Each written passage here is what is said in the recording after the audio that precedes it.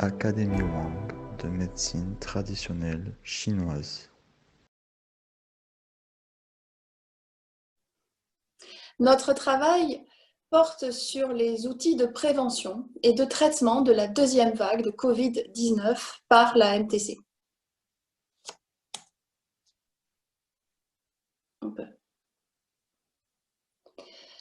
Les constats tout d'abord. Après 9 mois d'évolution de cette pandémie mondiale de Covid-19, d'un côté, la médecine occidentale reste toujours engagée dans une course contre la montre, puisqu'à l'heure actuelle, aucun consensus thérapeutique n'est encore uniformisé dans le monde, pas plus qu'au sein de l'Union européenne. Les vaccins sont en cours de développement à l'aube de la deuxième vague. Du côté de la médecine traditionnelle chinoise, il existe depuis février 2020 un traitement officiel et validé de la Covid-19 à base de pharmacopée traditionnelle, mais la pharmacopée traditionnelle chinoise bénéficie en Europe d'un cadre légal très restrictif et contraignant, empêchant son utilisation à grande échelle. De plus, les sources de production de la pharmacopée traditionnelle se trouvent limitées face au déploiement de traitements en cas de pandémie.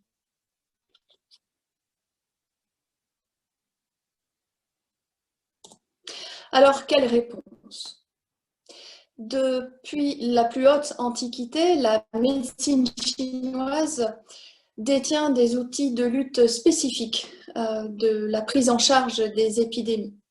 Nous nous sommes appuyés sur ces écrits les plus anciens jusqu'aux connaissances et aux recherches avancées de la médecine occidentale d'aujourd'hui sur les mécanismes physiologiques en jeu dans la Covid-19 pour apporter non seulement une nouvelle théorie à l'œuvre dans le SARS-CoV-2 et la Covid-19, mais également pour proposer des protocoles thérapeutiques avec des outils donc spécifiques de lutte contre les virus, des outils simples et facilement adaptés.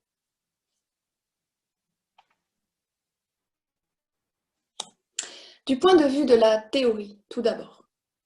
Le SARS-CoV-2 s'est étendu sous tous les climats, sous toutes les latitudes, depuis 9 mois, en donnant une pathologie aux manifestations cliniques extrêmement variées, avec des degrés de sévérité également très disparates, allant des formes asymptomatiques jusqu'aux formes graves mortelles. Les séquelles sont également très variables selon les terrains individuels des patients.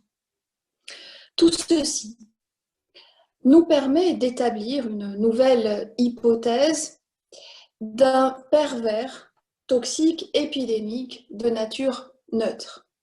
Le SARS-CoV-2 est un pervers, selon nous, toxique épidémique de nature neutre. C'est ce caractère neutre qui permet, selon nous, au SARS-CoV-2 de s'associer aux 6 pervers externes climatiques saisonniers pour pénétrer la couche défensive des patients par le nez et la bouche, pour envahir et perturber l'énergie du poumon de chacun selon le terrain individuel. C'est ce caractère neutre qui donne la grande force au SARS-CoV-2 dans le déploiement de sa pathologie, la Covid-19.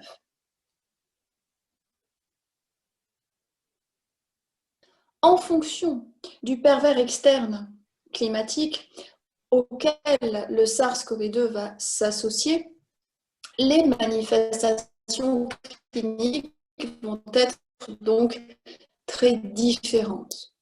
Il nous faudra adapter la théorie de médecine chinoise la plus pertinente. Ainsi, lorsque le SARS-CoV-2 s'associe à un pervers de type chaleur, vent-chaleur ou chaleur caniculaire, les manifestations cliniques seront celles d'une pathologie perverse toxique transformée en chaleur. Il faudra dès lors utiliser la théorie de diffusion des pervers selon les 4 couches, Wei-Qi-Ying-Tzu.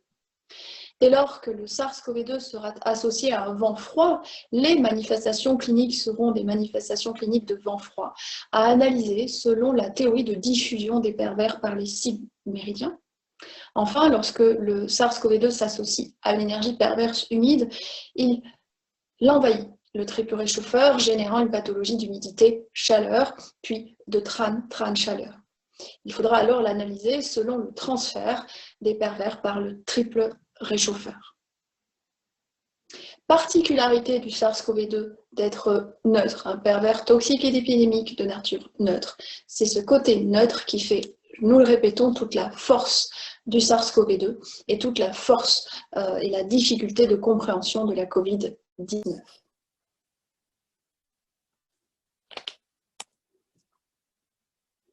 Du point de vue des traitements, il nous faudra donc adapter à chaque phase spécifique de la COVID-19 des protocoles spécifiques et ajuster également, nous allons revenir là-dessus, le système immunitaire des patients à chaque stade pour une réaction la moins grave possible.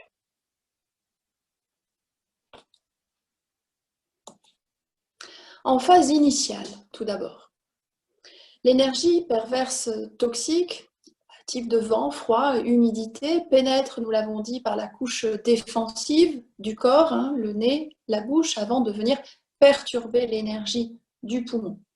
À ce stade, il faudra identifier et chasser le pervers, diffuser, faire descendre le qi du poumon, mais également transformer l'humidité et aller à la source de production de l'humidité au niveau de la rate en médecine chinoise pour couper toute production d'humidité et également harmoniser l'axe foie-rate de façon à prévenir l'emballement de la pathologie.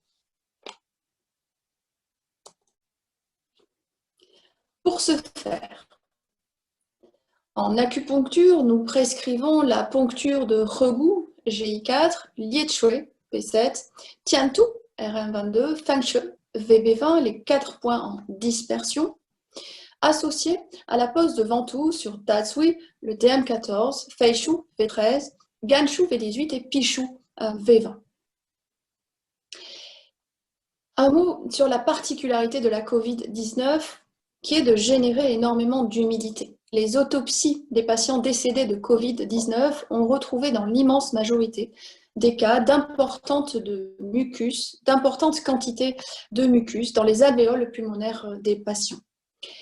La pose de ventouse sur Pishu permet, comme nous le disions au préalable, de couper la source de production des glaires en sollicitant le travail de transformation de la rate. De plus, nous savons maintenant que l'aggravation de la COVID-19 est due à un emballement du système immunitaire de façon anarchique et incontrôlable, appelé l'orage cytokinique. Cet orage cytokinique intervient d'autant plus que le qi du foie est bloqué chez les patients. Il convient d'expérience d'harmoniser l'axe foie-rate pour éviter cet emballement et ce tournant dû à l'orage cytokinique des patients. C'est le rôle à ce stade-là de l'association Ganshu et Pishu, V18 et V20. L'amoxibustion peut être également proposée notamment chez les patients faibles, la moxibustion de Zusanli E36 afin de renforcer le qi viscéral, le qi global du corps et de prévenir la fragilité des patients. La pratique du Qigong peut également être très importante à ce stade-là, le Taiji Chiao Qigong et le Liu Yin Kong.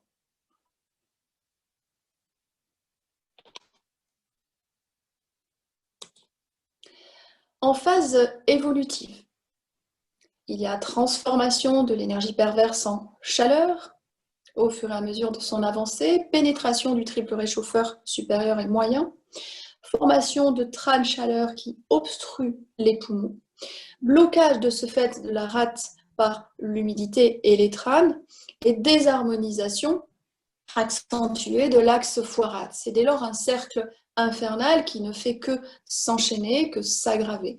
La désharmonie de l'axe foie-rate laisse s'accumuler de l'humidité et c'est l'envahissement de plus en plus fort du triple réchauffeur qui est alors à l'œuvre.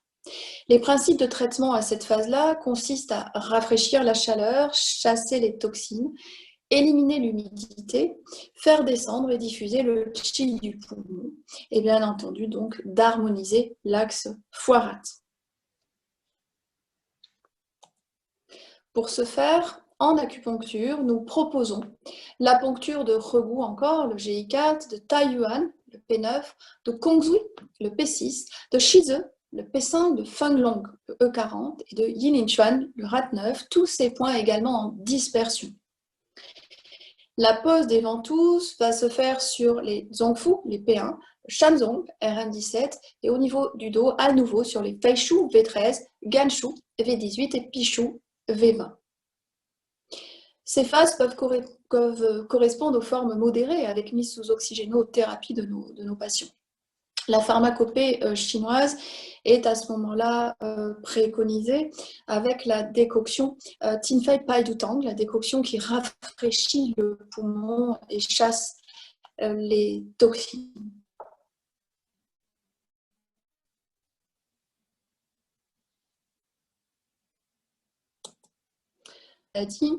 Phase au cours de laquelle intervient donc l'orage cytokinique.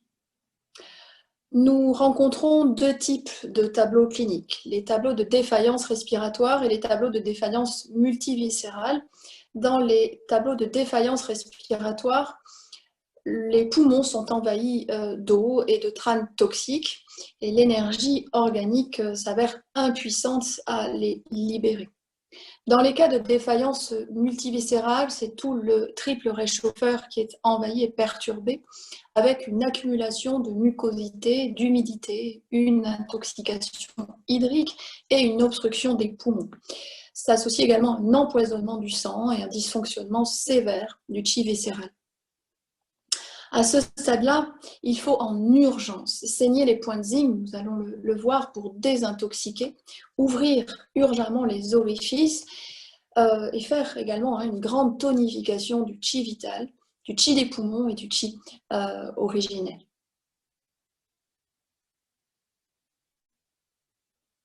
Pour ce faire, le protocole consiste donc en urgence à saigner les points Shaoshang, le P11, Yinpai, le RAT1 et Tadun, le foie 1. Tout cela, on l'a dit, pour désintoxiquer le patient en parallèle de l'oxygénothérapie. On peut également poncturer avec force le Tsuliao, le DM25. Ces points permettent une remontée considérable et immédiate de la saturation en oxygène. Pour la grande tonification du qi vital, on peut pratiquer la moxibustion sur le Shen Shui RM8, Shuifen RM9, Guanyuan RM4.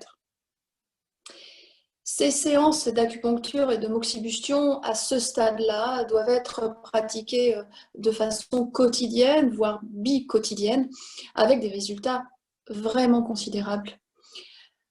La pharmacopée est également préconisée en fonction des différents tableaux cliniques. On peut utiliser Chiang Mai San pour une grande tonification du qi. On peut utiliser Tingli Tazao Xifeitang pour désencombrer le poumon. On peut également utiliser Xubiting pour rafraîchir le sang et éliminer les toxines. Enfin, une fois le patient sorti d'affaires, il reste la phase de convalescence qui peut s'avérer très longue en fonction des terrains. Cette phase de convalescence qui, dans la majorité des cas, laisse un tableau de faiblesse de l'énergie du poumon, de la rate et du foie. Le principe de traitement consiste donc à remonter, renforcer ces trois énergies. Nous proposons pour cela la poncture de Zusanli E36, Regou GI4, Zongwan RM12 et Chihai RM6, ces 4 points en tonification. La diététique peut être intéressante à ce stade-là en proposant à notre patient une alimentation légère, facilement digérée, comme de façon anecdotique, mais loin d'être équivoque, la soupe au haricot mungo, la soupe de radis. Des alimentations donc très légères qui vont permettre également de reconstituer les liquides purs. Après ces protocoles de traitement de la Covid-19 aux différentes phases, il est important de nous recentrer également sur les outils préventifs à l'aube de la deuxième vague. La prévention doit porter sur deux axes, doit en tout cas viser deux objectifs principaux. Le premier est le renforcement du système immunitaire de façon à éviter la pénétration des toxiques.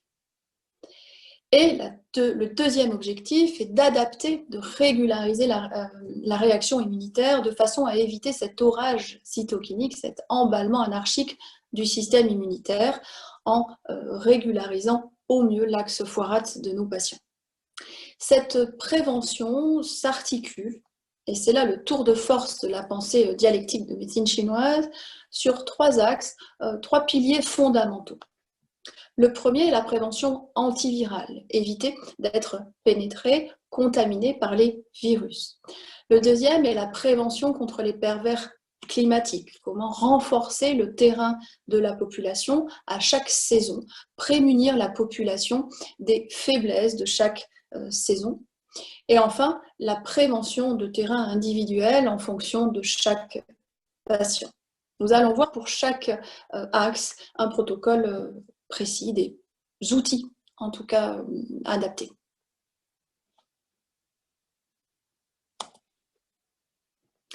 La prévention antivirale, tout d'abord.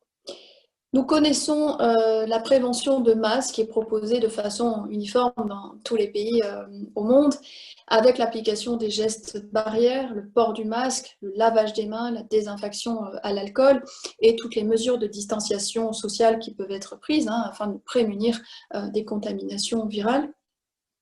Mais il y a également en pharmacopée traditionnelle chinoise la possibilité d'utiliser face à ce pervers de nature neutre des produits connus pour avoir des propriétés antivirales à large spectre. C'est le cas par exemple de Banlangen, de Huangqin et de Shengjiang qui peuvent être conjointement utilisés pour éviter une contamination par le SARS-CoV-2.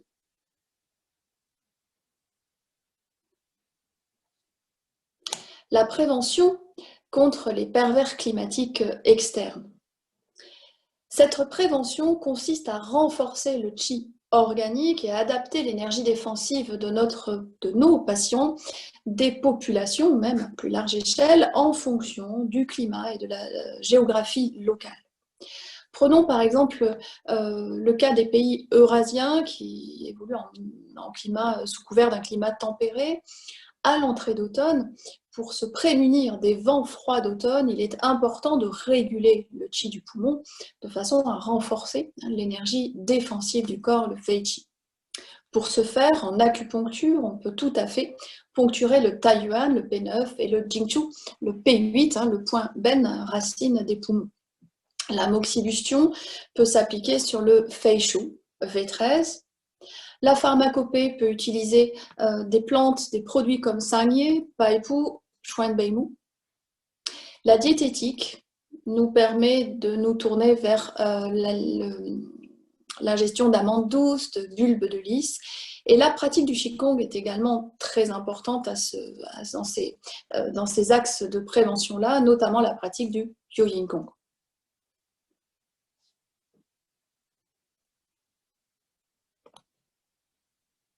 Troisième axe de prévention, la prévention de terrain individuel.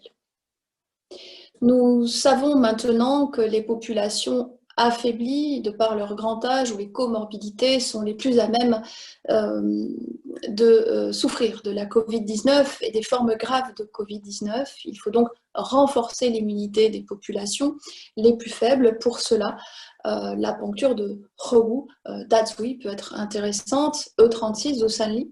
L'amoxibustion sur Dazui, M14, Fei Shu, V13 et Guanyuan, RM4. La pharmacopée peut s'employer avec la formule Yuping Fengsan, la poudre du paravent de jade, qui va également renforcer l'énergie défensive des patients. Et enfin, la diététique peut nous orienter sur l'utilisation des champignons blancs cuits, de la soupe de poulet à l'oignon vert et au gingembre, par exemple, de la soupe au bœuf de lys, et ainsi de suite, mais des recettes adaptées qui vont venir renforcer le qi organique et l'énergie défensive.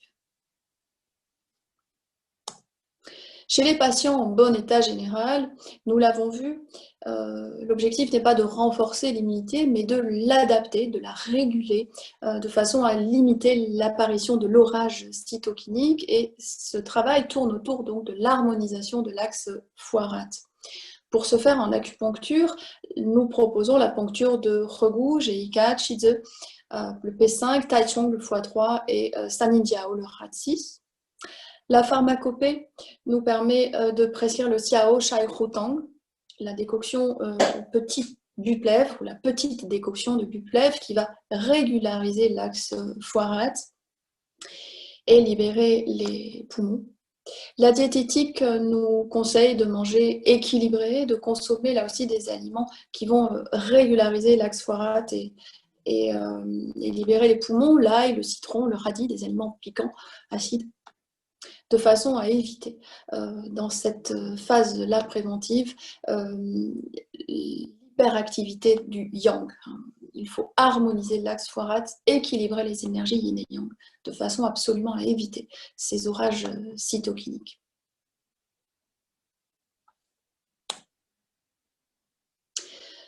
Nous avons vu au fil de cet exposé la répétition de l'harmonisation de l'axe foie-rate, que ce soit dans les phases initiales jusqu'aux phases les plus critiques de la Covid-19. Cet axe foie-rate nous semble vraiment la pierre angulaire, tant du traitement de la Covid-19 que du travail des outils préventifs. L'orage cytokinique que nous avons du mal à contrôler, nous avons eu tant de mal à appréhender et à contrôler avec les outils de la médecine occidentale, cet orage cytokinique tourne vraiment sur le dysfonctionnement du point de vue de la médecine chinoise de cet axe dynamique entre le foie et la rate. Il faut vraiment éviter l'hyperactivité du yang, la surpression de cet axe foie-rate. C'est la particularité de ce SARS-CoV-2.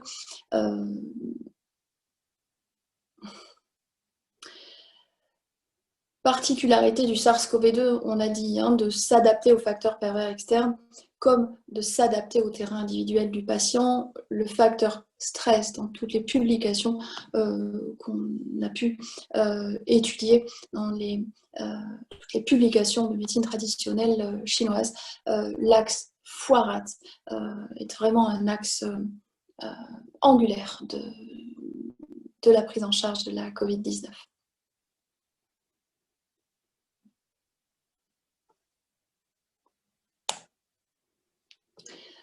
Pour conclure, la médecine chinoise traditionnelle offre des outils réellement spécifiques de lutte contre les épidémies virales, des outils efficaces, simples à mettre en pratique, économes,